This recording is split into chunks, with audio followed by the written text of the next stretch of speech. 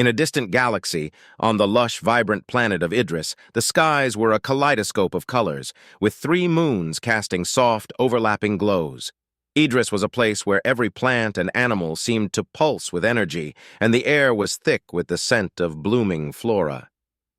The inhabitants, the Idrisians, were a peaceful, advanced race, their skin shimmering with a faint bioluminescence that matched the hues of the environment around them. They were tall and slender, with large, expressive eyes that reflected their deep connection with nature and all living beings. Luna, a young Idrisian girl, was different from the others. Though she was born with the same glowing skin and deep purple eyes, her curiosity often led her to the outskirts of the village where the wild creatures roamed. One day, while exploring a dense, uncharted forest, Luna stumbled upon something she had never seen before, an object from the stars, a small metallic pod half buried in the soft, mossy ground. The pod was cracked open, and inside, nestled within, was a creature unlike any she had encountered, a small, trembling puppy with soft, golden fur. The puppy, though frightened, looked up at Luna with wide, innocent eyes. His fur was matted and dirty, but his little tail wagged weakly. Luna's heart melted instantly. She had heard stories of creatures from other worlds, but to find one here, so far from its home, filled her with both wonder and a deep sense of responsibility. Carefully, Luna scooped the puppy into her arms. He was light and fragile, his body warm against her chest. As she cradled him, the puppy nuzzled closer, his fear ebbing away. Luna could feel a connection forming, a bond that transcended the differences between their species. As Luna made her way back to the village, she knew that she would have to convince her parents to let her keep the puppy. Idrisians revered all forms of life, but they were cautious about introducing foreign species to their delicate ecosystem. Still, Luna was determined. She had already named the puppy Star, in honor of the celestial origins he seemed to have. The days following Star's arrival on Idris were filled with a mixture of wonder and uncertainty for both Luna and her new companion. The puppy, though still young and somewhat disoriented, had a spirit of curiosity that mirrored Luna's own. But beneath that curiosity was a deep-rooted fear of this strange new world he had been thrust into. Luna could see the uncertainty in Star's eyes, and she was determined to help him feel at home. Every morning she would rise early, just as the 3 moons of Idris began to sink below the horizon, casting long, soft shadows across the village. Star would be waiting for her, his little tail wagging with anticipation, even though he still seemed unsure of what each day might bring. Luna started their bonding with simple walks around the village. Idris was a place of breathtaking beauty, with flora that glowed softly in the dim light and trees that seemed to hum with energy. The villagers watched with gentle smiles as Luna led Star around, pointing out the different plants and animals, explaining their significance in a language that was more song than speech. At first, Star was hesitant. The sounds and sights were overwhelming, and the creatures of Idris, with their unusual forms and behaviors, often startled him. A bird with translucent wings and a body that pulsed with light swooped down one day, and Star jumped, yelping in fear. Luna immediately knelt beside him, her glowing hand resting on his back, and began to hum a soothing melody. The sound was calming, and Star felt his fear ebb away as he pressed closer to Luna. Luna realized that to truly bond with Star, she needed to understand his needs and fears, just as much as he needed to understand her world. She began to pay close attention to his reactions, learning what comforted him and what made him anxious. She noticed how he was drawn to the gentle streams that crisscrossed their village, his fear fading as he splashed in the cool water, his little paws sending ripples through the shimmering surface. One day, Luna took Star to a quiet, secluded glade on the outskirts of the village. The trees here were taller, their leaves a deep shade of indigo, and the ground was covered in soft, glowing moss. Luna sat down on the mossy ground and patted the spot beside her. Star hesitated for only a moment before he padded over and curled up against her.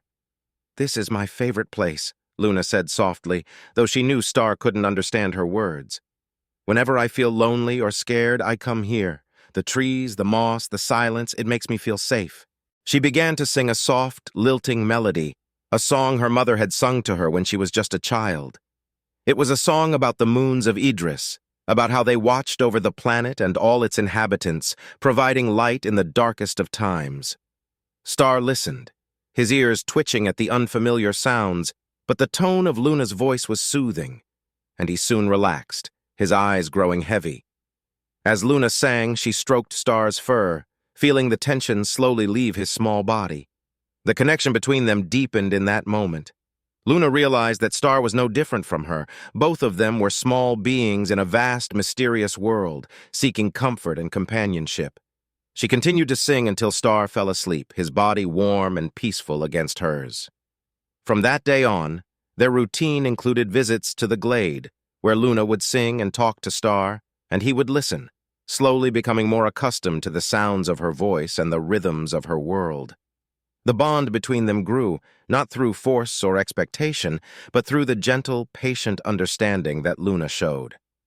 Luna also began teaching Star the basics of communication in her language. It wasn't easy, as the Idrisian language was complex, relying on musical tones and gestures that were foreign to the little puppy. But Luna persisted, using simple, repetitive sounds to help Star understand her intentions. When she wanted him to come, she would sing a short rising note, and when she wanted him to stop, she would use a lower, drawn-out tone. At first, Star was confused, tilting his head and whining softly as he tried to understand.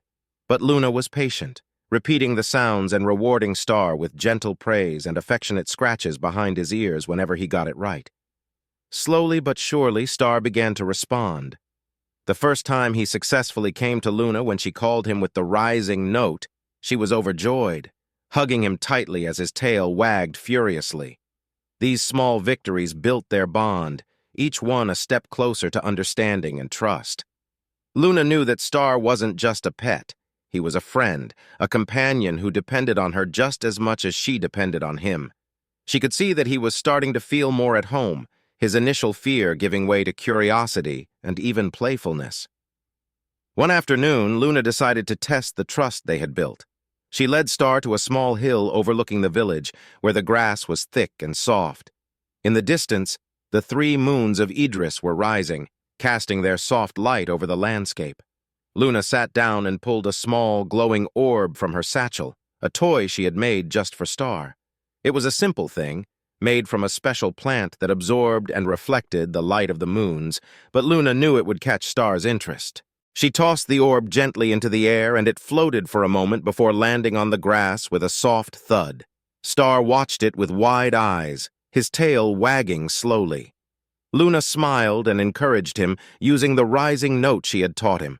Star hesitated for only a moment before bounding after the orb, his little legs propelling him forward with surprising speed. When he reached the orb, he sniffed it cautiously before nudging it with his nose. The orb rolled a little, and Star barked, delighted by the way it moved.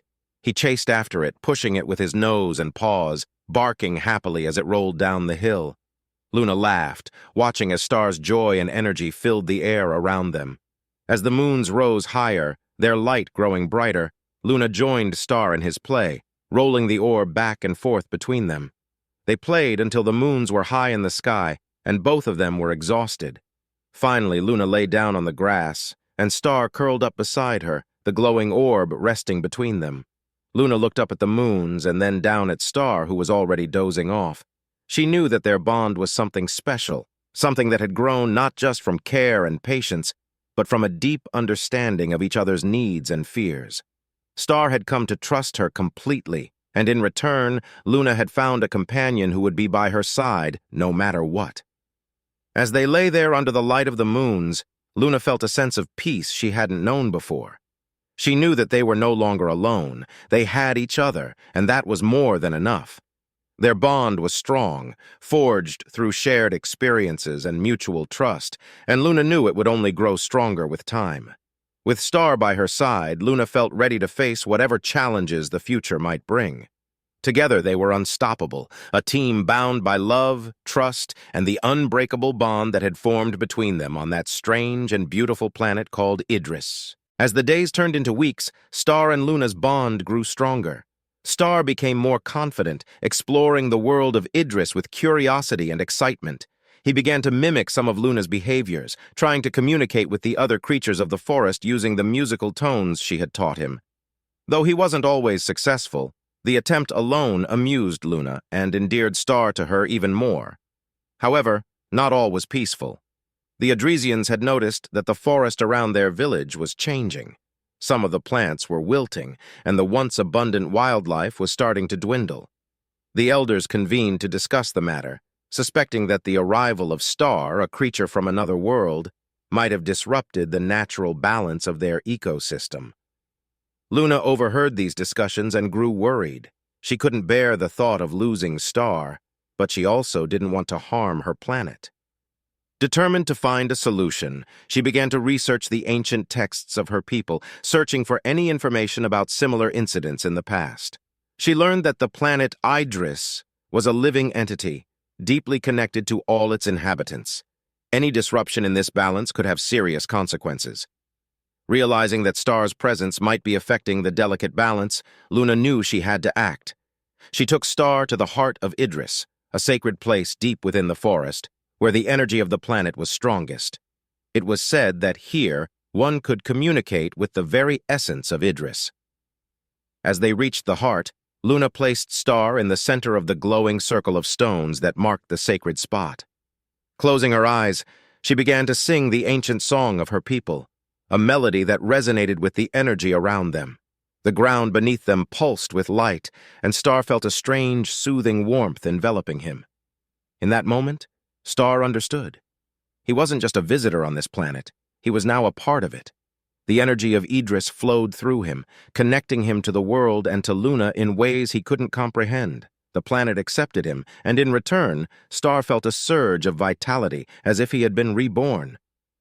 When the ritual was over, Luna opened her eyes to find Star glowing faintly, his fur shimmering with a soft, ethereal light. The bond between them had deepened, and Star was now truly a part of Idris.